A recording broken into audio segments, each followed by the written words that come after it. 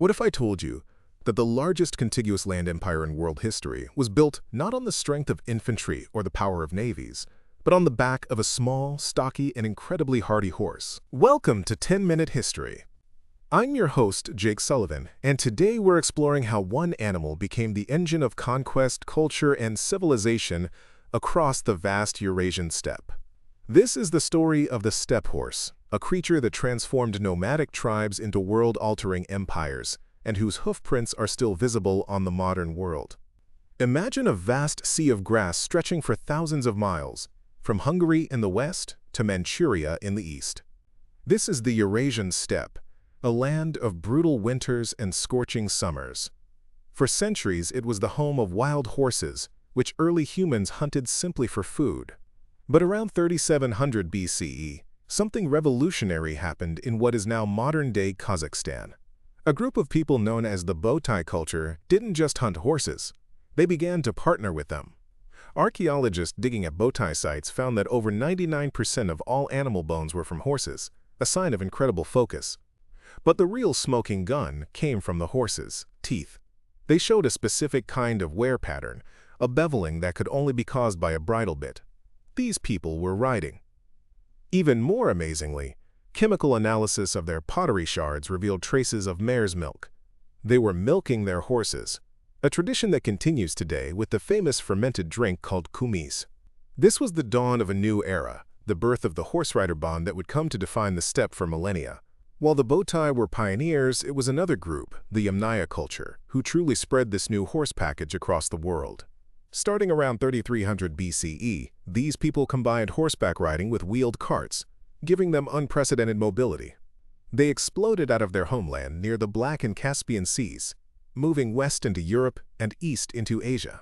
Genetic studies confirm this was a massive migration that fundamentally reshaped the linguistic and genetic map of the continent, spreading the ancestor of Indo-European languages.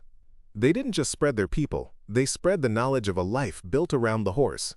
But what made the steppe horse and rider such a devastating combination? It wasn't just about having horses. It was about perfecting a complete weapon system. First, you had the horse itself. This wasn't the giant, elegant warhorse of a European knight. The steppe horse was small, technically a pony, standing only 12 to 14 hands high. It was stocky, with incredibly tough hooves that rarely needed shoeing, and it possessed legendary stamina, able to cover up to 100 miles in a single day. Most importantly, it was a survivor. It could withstand temperatures dropping below -40 degrees Celsius by using its hooves to dig through snow for frozen grass. A steppe warrior never had just one horse. He had a string of 3, 4, or even 5. By switching mounts throughout the day, a warrior could keep his animals fresh, allowing their armies to move at a relentless pace that exhausted their enemies. Now let's add the technology. 3 innovations turned a rider into a master of the battlefield. First was the saddle. Early riders used simple blankets, but the true breakthrough was the rigid tree saddle, a wooden frame that appeared around the 3rd century AD. This saddle distributed the rider's weight, protecting the horse, but crucially, it had a high front and back, called a pommel and cantle. This locked the rider in place, creating a stable platform. You could now twist your body to shoot an arrow in any direction, or absorb the shock of a lance without being thrown from your horse. The second innovation was perhaps the most important of all, the stirrup. Originating as a simple loop, the paired, cast-iron stirrup appeared around the 4th century AD and spread like wildfire across the steppe. The stirrup was a revolution. It allowed a rider to stand and brace themselves, dramatically increasing the power of a sword slash or a spear thrust. For an archer, it was even better. You could stand in the stirrups, using your legs as shock absorbers, creating an incredibly stable platform to fire with deadly accuracy, even at a full gallop. The final piece of this deadly trinity was the weapon, the composite bow. Unlike a simple wooden longbow, the composite bow was a high-tech marvel. It was made of a wooden core, with a layer of animal sinew on the back and a layer of horn on the front, all glued together. Sinew resists stretching, and horn resists compression, so when drawn, the bow stored an enormous amount of energy for its small size. It was compact enough for a horseman to use easily, but powerful enough to pierce armor from over 200 meters away. When you combine the hardy horse, the rigid saddle, the stabilizing stirrups, and the powerful composite bow, you have the most effective military system in the world for over 1,000 years. But the horse was so much more than a weapon of war. It was the absolute center of steppe life.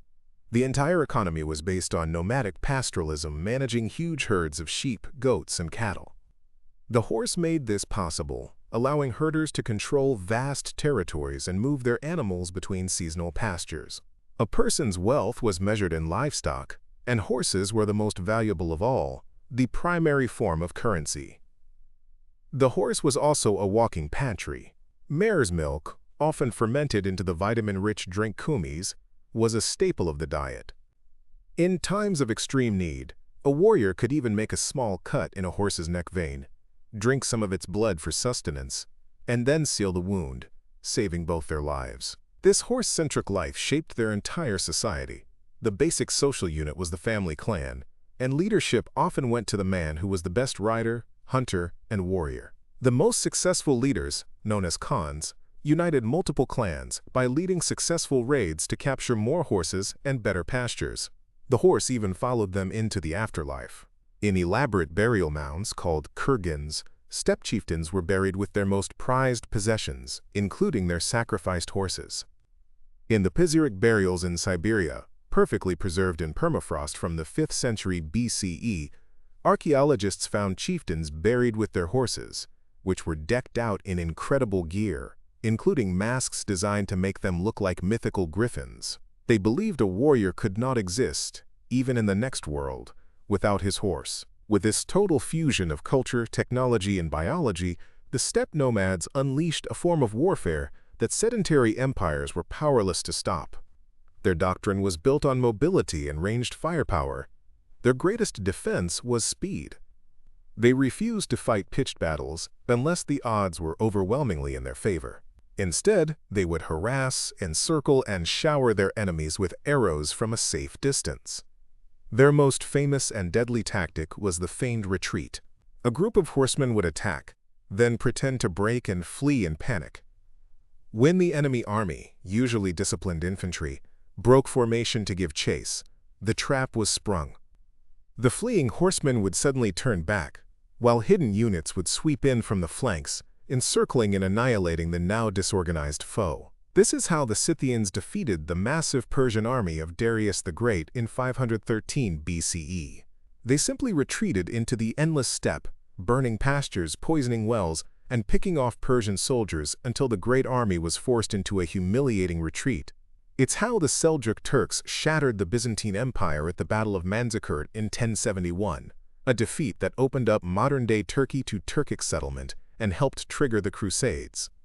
And this system reached its absolute apex with the Mongols in the 13th century. Genghis Khan did not invent this style of warfare. He perfected it. He united the Mongol tribes and reorganized them into a ruthlessly disciplined military machine based on a decimal system, where loyalty was to the unit and the Khan, not the old clan. To manage their vast conquests, they created the Yam, a highly efficient postal relay system. It was a network of stations stocked with fresh horses, allowing riders with messages to travel up to 200 miles a day. It was the nervous system of the empire, ensuring rapid communication across thousands of miles. The result was staggering. In just a few decades, Mongol horse armies conquered China, Central Asia, Persia, and Russia, and threatened the heart of Europe. At the Battle of Mohi in 1241, a Mongol army completely annihilated a much larger force of Hungarian and Crusader knights, showcasing the total superiority of mobile horse archers over slow, heavily armored European cavalry. The impact of these horse-powered conquests reshaped the world. After the initial brutal invasions, the Mongols established the Pax Mongolica, or Mongol peace.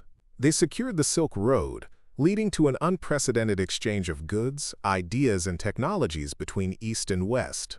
Marco Polo's famous journey was only possible because of this security. But this new global connection had a terrifying downside. It also created a highway for disease. The Black Death, the bubonic plague, traveled along these same trade routes, reaching Europe in the 1340s and killing as much as a third of the population. For 2,000 years, the horse archer had been king. So what finally brought this era to an end? It wasn't a better horse or a better rider. It was gunpowder. Starting in the 15th century, the great sedentary empires like Russia and China began equipping their armies with muskets and cannons. A disciplined block of infantry with firearms could produce a volume of fire that even the most skilled horse archers couldn't withstand. Cannons neutralized the nomads' advantage. Slowly but surely, the gunpowder empires expanded, building forts, settling land, and closing the open frontier. The age of the steppe warrior was over. Yet, the legacy of the horse lives on. It lives on in the genes of millions of people. A famous 2003 study found a Y chromosome lineage carried by Genghis Khan and his relatives is present today in about 8% of the male population, across a huge part of Asia. It lives on in the culture of Mongolia, where the Nyadam festival still centers on long-distance horse racing with child jockeys, a living link to their ancestors, endurance riding. The story of the horse on the steppe is a powerful lesson in how a single animal, partnered with human ingenuity, can change the course of history. It turned a harsh landscape into the cradle of empires and proved that sometimes the greatest force on earth comes from the simple, unbreakable bond between a rider and their horse. So, what are your thoughts on this? Let us know down in the comments. If you found this interesting or learned something new, please give this video a like and don't forget to subscribe to 10-Minute History for more deep dives. Thanks for listening.